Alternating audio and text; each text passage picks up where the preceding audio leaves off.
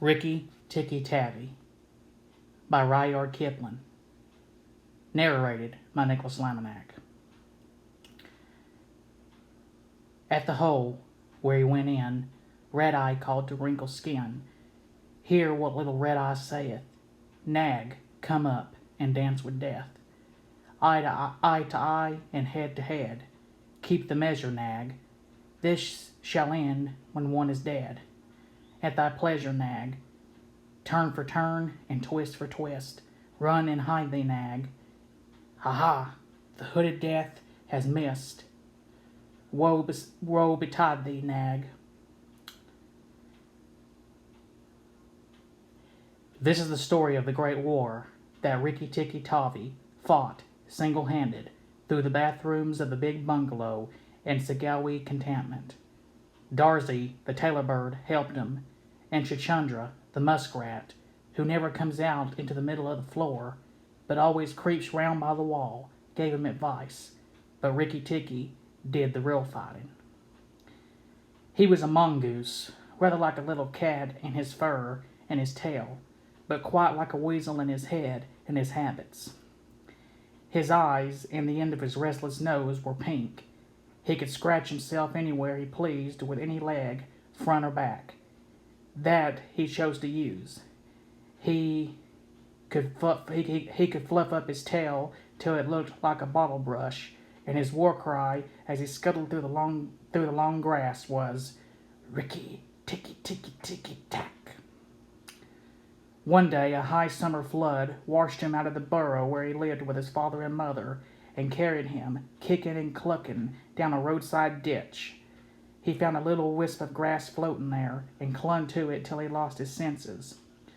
When he revived, he was lying in the hot sun on the middle of a garden path, very draggled indeed, and the small boy was saying, "Here's a dead mongoose. Let's have a funeral." "No," said his mother. "Let's take him in and dry him.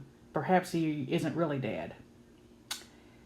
They took him into the house, and a big man picked him up between his finger and thumb and said he was not dead, but half choked.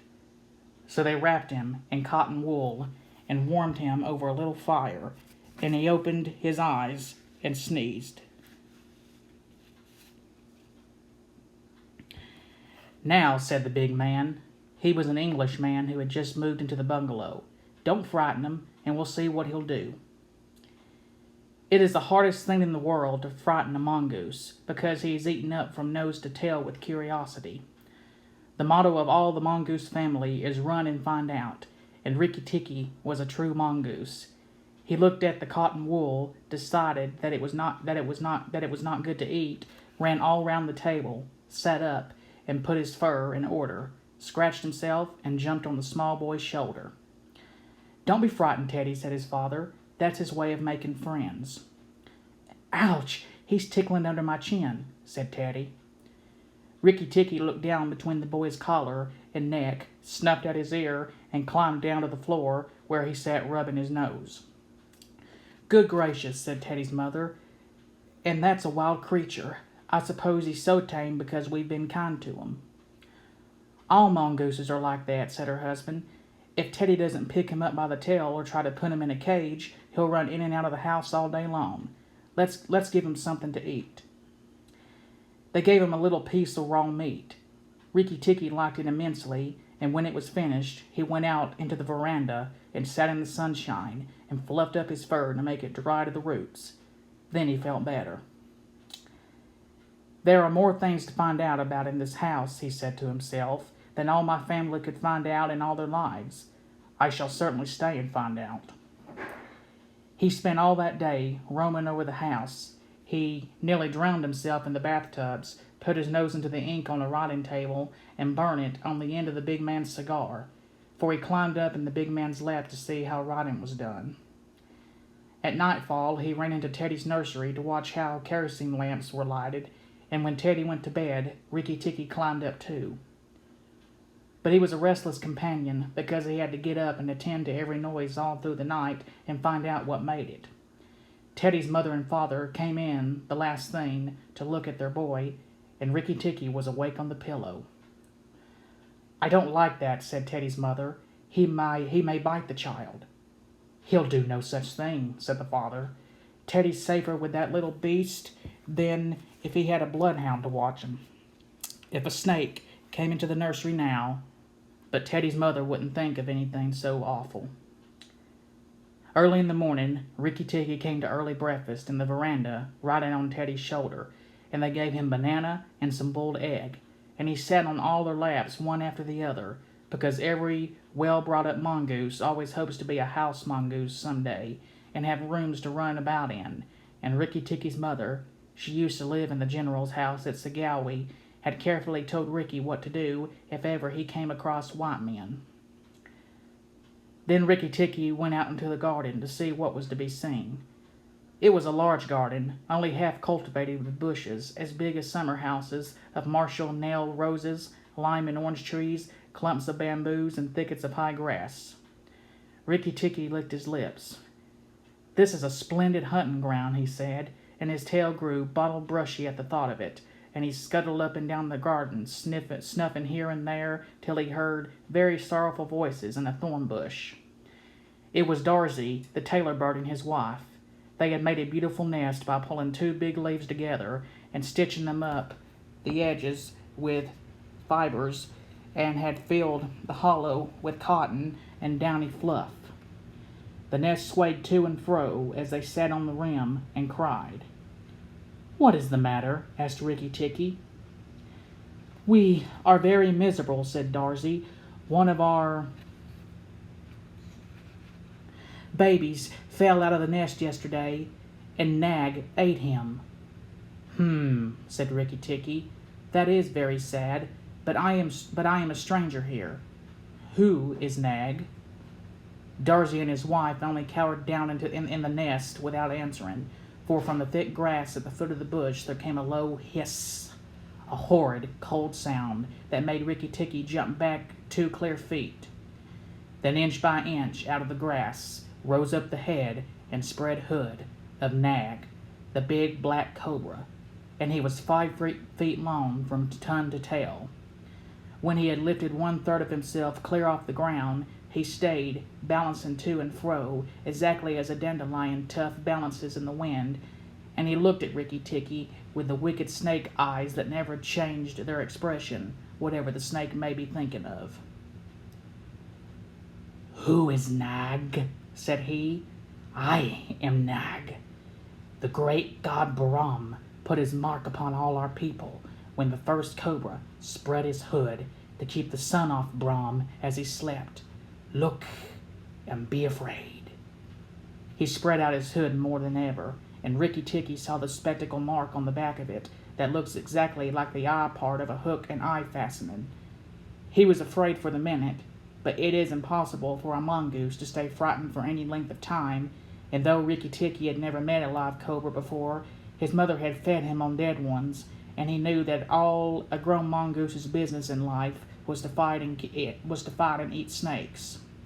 Nag knew that too, and at the bottom of his cold heart, he was afraid. "Well," said Riki Tiki, and his tail began to fluff up again. "Marks or no marks, do you think it is right for you to eat fledglings out of a nest?" Nag was thinking to himself and watching the least little movement in the grass behind Riki Tiki. He knew that mongooses in the garden meant death sooner or later for him and his family, but he wanted to get Riki Tiki off his guard, so he dropped his head a little and put it on one side.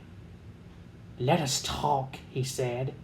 "You eat eggs. Why should not I eat birds?" "Behind you! Look behind you!" sang Darzy. Riki Tiki knew better than to waste time in staring. He jumped up in the air as high as he could go, and just under him whisked by the hand of Nagiana, Nag's wicked wife. She had crept up behind him as he was talking to make an end of him, and he heard her savage hiss as the stroke missed. He came down almost across her back, and if he had been an old mongoose, he would have known that then was the time to break her back with one bite, but he was afraid of the terrible lashing return stroke of the cobra. He bit indeed, but did not bite long enough, and he jumped clear of the whisking tail, leaving Nagiana torn and angry. "Wicked, Wicked Daisy, said Nag, lashing up as high as he could reach towards the end and towards the nest in the thorn bush.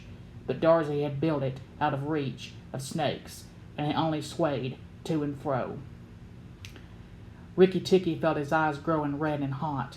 When a mongoose's eyes grow red, he is angry, and he sat back on his tail and hind legs like a little kangaroo and looked all round them and chattered with rage. But Nag and Nagiana had disappeared into the grass.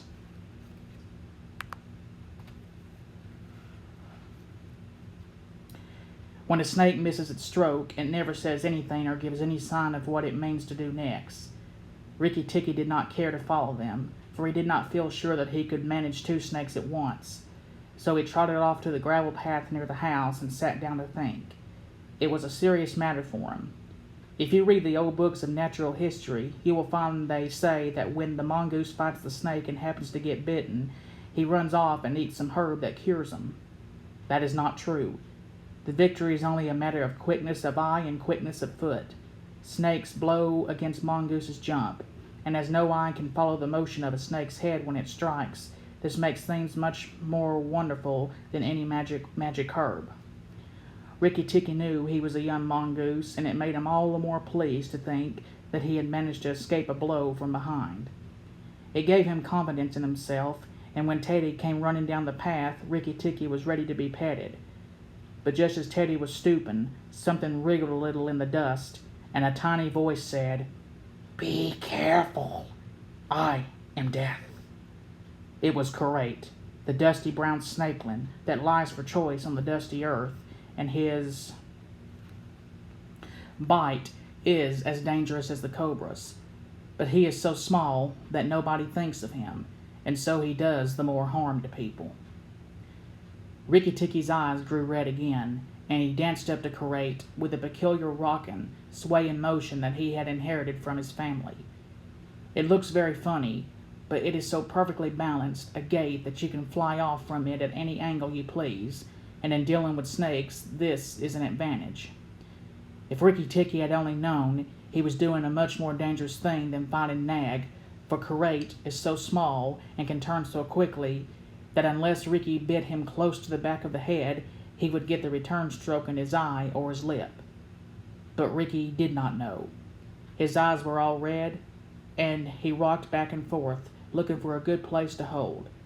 Karate struck out. Riki jumped sideways and tried to run in, but the wicked little dusty gray head lashed within a fraction of his shoulder, and he had to jump over the body, and the head followed his heels close. Teddy shouted to the house, "Oh, look here, our mongoose is killing a snake," and Riki Tiki heard a scream from Teddy's mother.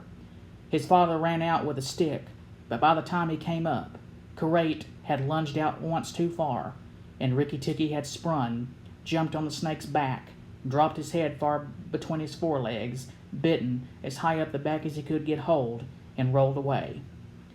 That bite paralyzed Karate, and Riki Tiki was just going to eat him up from the tail after the custom of his family at dinner when he remembered that a full meal makes a slow mongoose, and if he wanted all his strength and quickness ready, he must keep himself thin. He went away for a dust bath under the castor oil bushes while Teddy's father beat the dead Karate.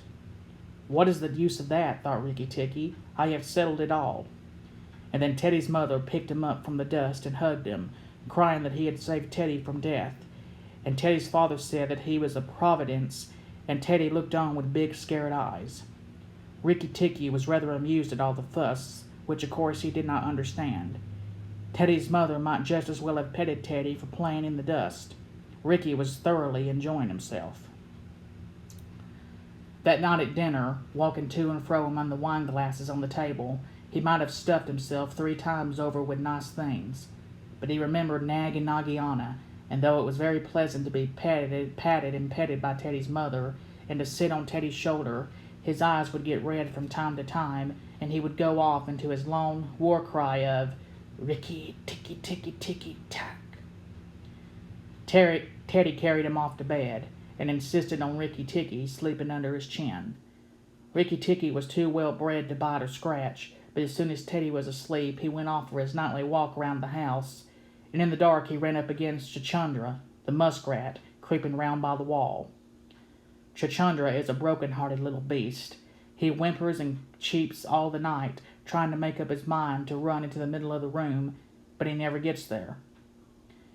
"Don't kill me," said Chachandra, almost weeping.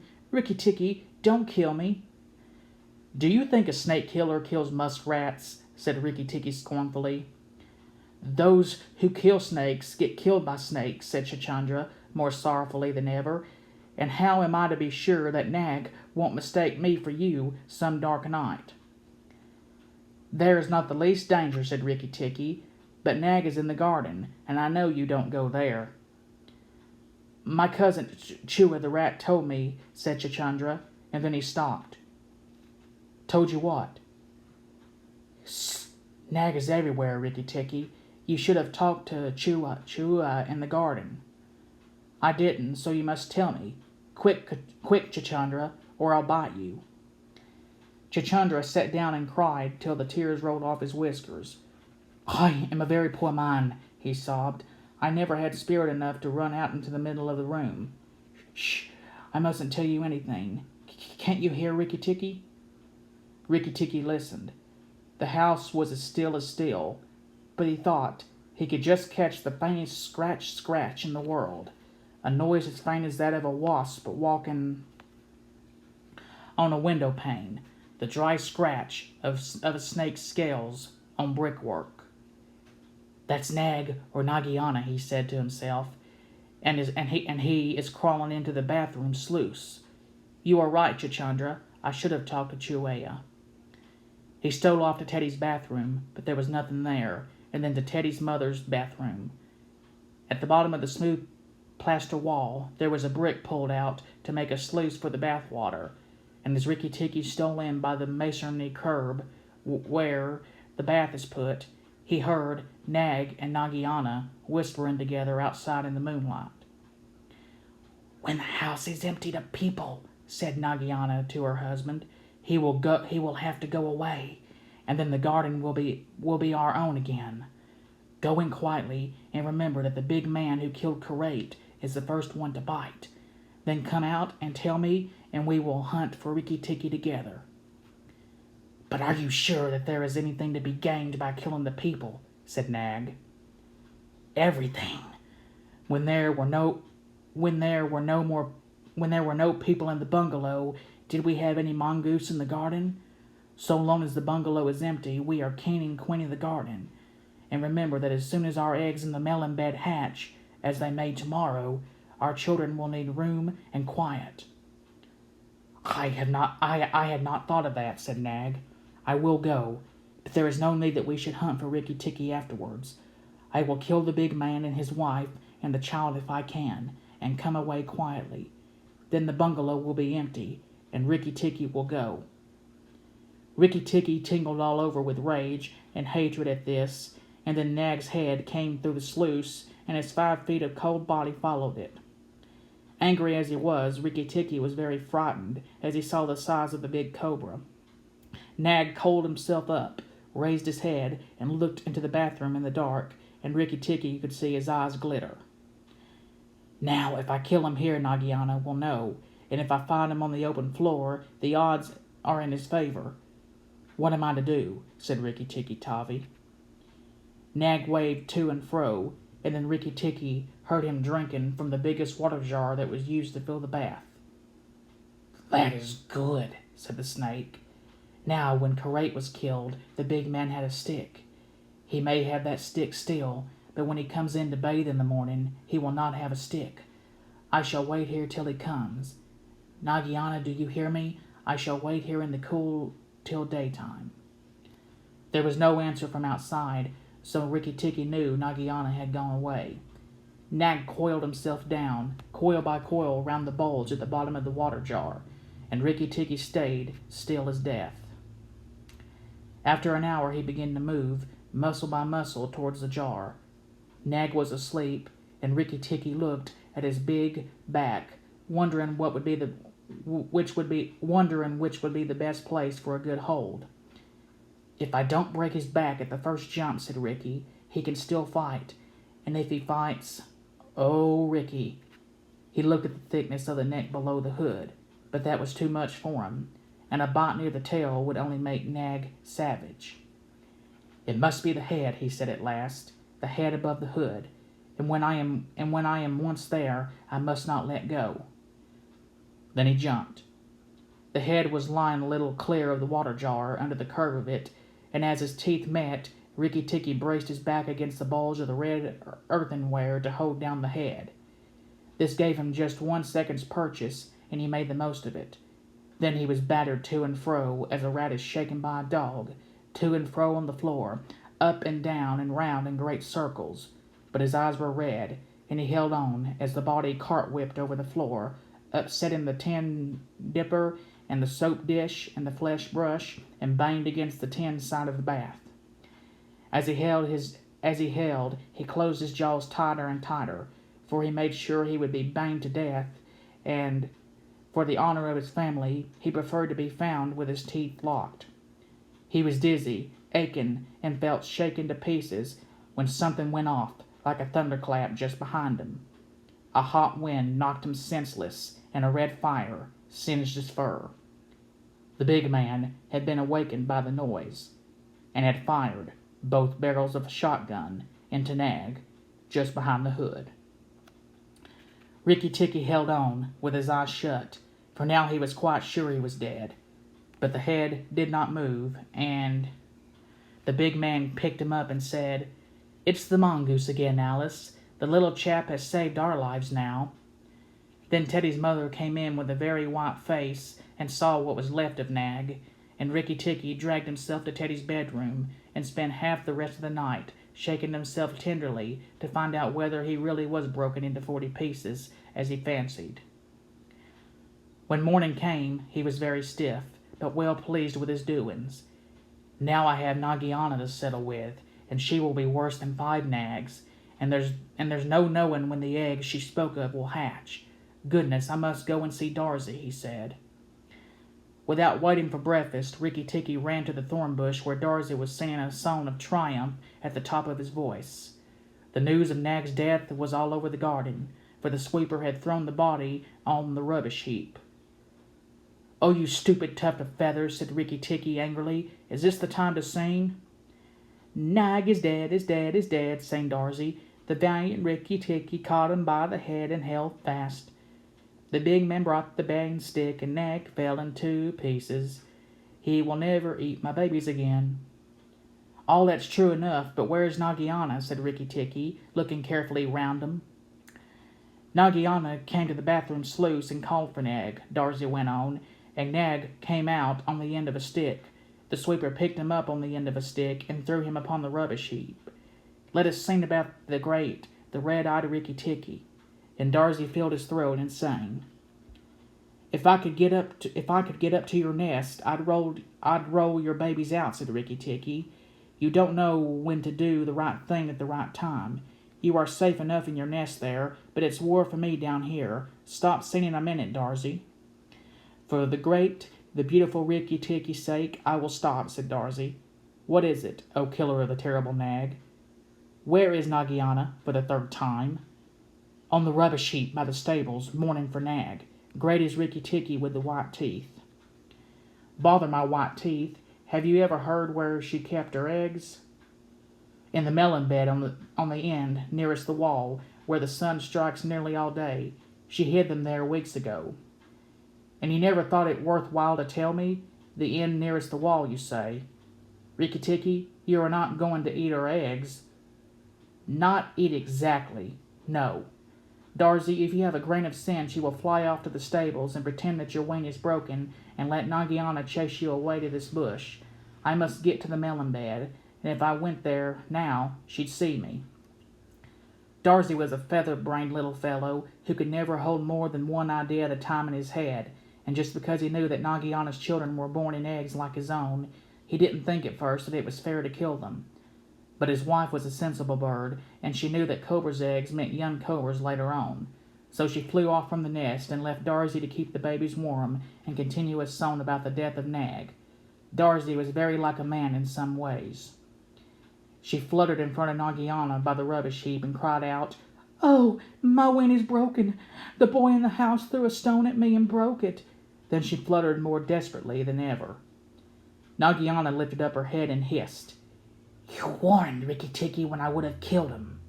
Indeed, and truly you've chosen a bad place to be lame in." And she moved towards Darcy's wife, slipping along over the dust. "The boy broke it with a stone," shrieked Darcy's wife. "Well, it may be some consolation to you when you are dead to know that I shall settle accounts with the boy. My husband lies on the rubbish heap this morning, but before night the boy in the house will lie very still. What is the use of running away? I am sure to catch you. Little fool, look at me." Darcy's wife knew better than to do that, for a bird who looks at a snake's eyes gets so frightened that she cannot move. Darcy's eyes fluttered on, piping sorrowfully and never leaving the ground, and Nagiana quickened her pace. Riki Tiki heard them going up the path from the stables, and he raced for the end of the melon patch near the wall. There in the warm litter above the melons, very cunningly hidden, he found 25 eggs, about the size of a bantam's eggs, but with whitish skins instead of shells. "I was not a day too soon," he said, for he could see the baby cobras curled up inside the skin, and he knew that the minute they were hatched they could each kill a man or a mongoose. He bit off the tops of the eggs as fast as he could, taking care to crush the young cobras, and turned over the litter from time to time to see whether he had missed any. At last there were only 3 eggs left, and Riki Tiki began to chuckle to himself when he heard Darcy's wife screaming, "Riki Tiki, I led Nagiana towards the house, and she has gone into the veranda, and oh, come quickly. She means killing." Riki Tiki smashed 2 eggs and tumbled backwards down the melon bed with the 3rd egg in his mouth, and scuttled to the veranda as hard as he could put foot to the ground. Teddy and his mother and father were there at early breakfast, but Riki Tiki saw that they were not eating anything. They sat stone still, and their faces were white. Nagiana was coiled up on the matting by Teddy's chair, within easy striking distance of Teddy's bare leg, and she was swaying to and fro, singing a song of triumph. "Son of the big man that killed Nag," she hissed, "stay still. I am not ready yet. Wait a little. Keep very still, all you 3. If you move, I strike, and if you do not move, I strike. Oh, foolish people who killed my Nag." Teddy's eyes were fixed on his father, and all his father could do was to whisper, "Sit still, Teddy. You mustn't move, Teddy. Keep still." Then Riki Tiki came up and cried, "Turn round, Nagiana. Turn and fight." "All in good time," said she, without moving her eyes. "I will settle my account with you presently. Look at your friends, Riki Tiki. They are still in white. They are afraid. They dare not move, and if you come a step nearer, I strike." "Look at your eggs," said Riki Tiki. "Look at your eggs," said Riki Tiki, "in the melon bed near the wall. Go and look, Nagiana." The big snake turned half round and saw the egg on the veranda. "Aha! Give it to me," she said. Riki Tiki put his paws, one on each side of the egg, and his eyes were blood red. What price for a snake's egg? For a young cobra? For a young king cobra? For the very last of the brood? The ants are eating all the others down by the melon bed. Nagiana spun clear round, forgetting everything for the sake of the one egg, and Riki Tiki saw Teddy's father shoot out a big hand, catch Teddy by the shoulder, and drag him across the little table with the teacups, safe and out of reach of Nagiana. "Tricked, tricked, tricked, Rikki-Tik-Tik," chuckled Riki Tiki. "The boy is safe, and it was I that caught Nag by the hood last night in the bathroom." Then he began to jump up and down, all 4 feet together, his head close to the floor. "He threw me to and fro, but he could not shake me off. He was dead before the big man blew him in two. I did it, Riki Tiki, Tiki Tack Tack.